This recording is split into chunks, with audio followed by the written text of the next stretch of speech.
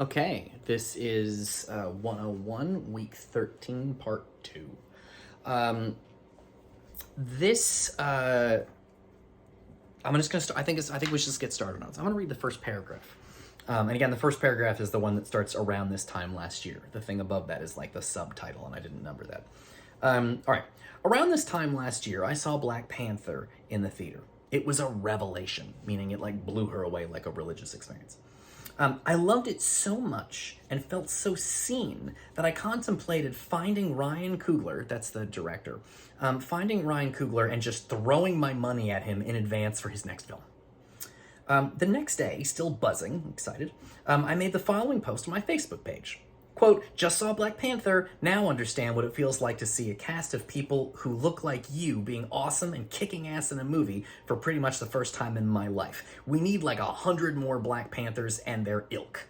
Like movies like that, they're kind.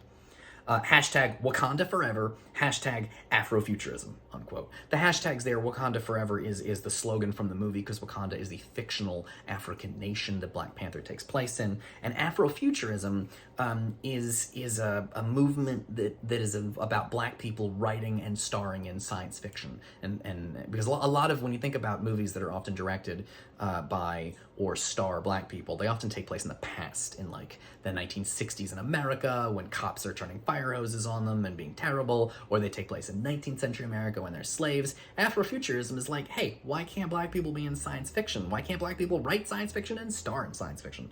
So the little hashtags are like, a way of identifying groups on Facebook. The paragraph concludes, then I added a link to a shortlist.com article entitled Why Black Panther Matters So Much to Black People. And hit post. So that's the first paragraph. I don't have a lot to analyze or say here. If you have questions, obviously you should ask me. But the point is she's posted up on Facebook because she's excited about Black Panther. Black Panther is a movie that should not be as awesome as it is because there should be more movies like it, but it's unusual. Black Panther is there are movies that are made by Black people and star mostly Black people, but they don't cost as much as Black Panther does. Black Panther is an incredibly expensive, big budget, high profile film.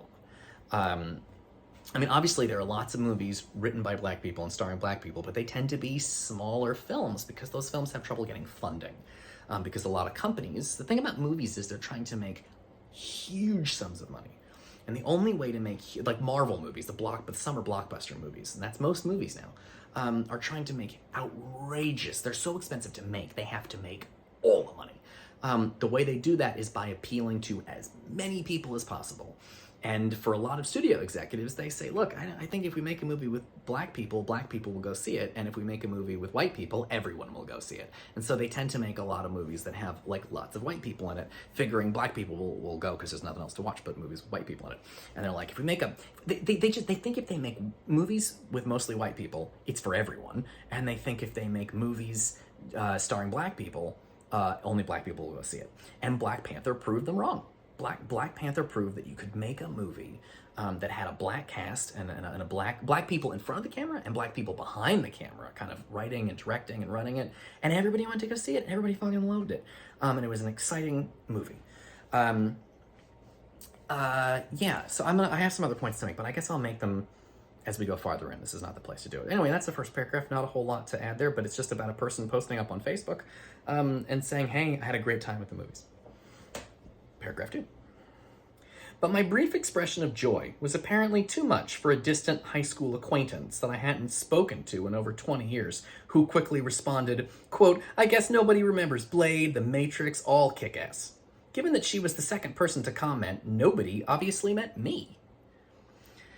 So this is a story about an exchange on Facebook, and how the person who posted the article, the person that posted saying, I had such a great time at Black Panther, what a cool movie, and here comes this other person to say, oh, I guess you forgot about all those other movies, too bad nobody remembers these other great movies.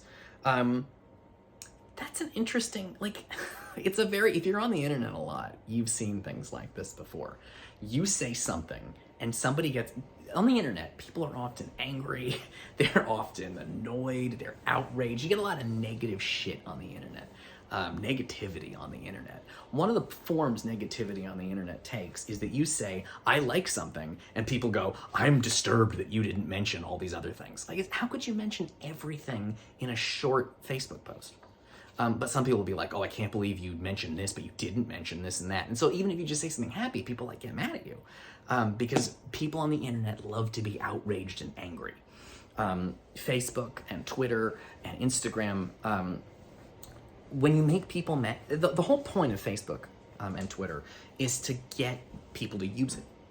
And unfortunately, what the companies have figured out is, you know what gets people to use it? Anger. If you can make them angry, they'll be on it all the time. I'm so mad about this, I have to say something. And they'll stay on Facebook and they'll stay on Twitter out of anger. And so, because people just, people, especially when they're like kind of anonymous or it's just on the computer, love to be angry. It's a personality. I don't have that personality quirk, but a lot of people do.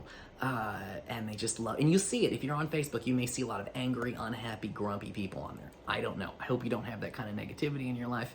But a lot of people on the internet are just mad all the time. And they get mad not when there's no reason to get mad. This person's just like, man, I had such a good time at the movies. And the second person comes on and says, oh, I guess you forgot all about Blade and the Matrix. Like, I didn't forget about them. I'm just talking about Black Panther. Okay, cool. Paragraph 3. One of the things that makes this a little harder, one of the things that will make this article easier for some of you and harder for some of you, depending on who you are and what you know, is there's slang. There is for sure some slang in this article. So the first piece, a key piece of slang pops up right here in paragraph 3. Oh, the beckery. This is not a word you will be able to discover the meaning of by looking in the dictionary. This is it's a term that is recent. It's a recent piece of slang, and it will not be in any dictionary. There are dictionaries online that are kind of like Urban Dictionary that will give you the meaning of slang. Unfortunately, those kinds of dictionaries are written by anybody, not experts. And the result is that just like in week 8, I talked about things that are not worth quoting in a college paper or not trustworthy. A lot of the online slang definitions are like not super trustworthy. They're okay, but you can find a lot of garbage mixed in with just like on Wikipedia. It's the same kind of thing. So the beckery is a word that is, some of you know immediately what it is, and some of you have absolutely no idea. That's fine. It comes from the term Becky. Which is a word used that Black people sometimes use to make fun of a certain kind of white lady. A Becky is a white lady who is privileged because she's white, so she's had more advantages in white people have more advantages in American society than other people. A Becky is a certain kind of white lady who has advantages but doesn't ever think about it. And who doesn't think, it's not smart about the effect of race in American society. So when you think about a Becky, think about a white lady who says things like, I don't know why Black people are so upset, we're all equal in this country, slavery was a long time ago. That's a very like Becky thing to say. When in fact, it's true that slavery was a long time ago, but the effects of slavery still linger on in modern day America in lots of ways. And a Becky is a certain kind of white lady who doesn't ever think about that.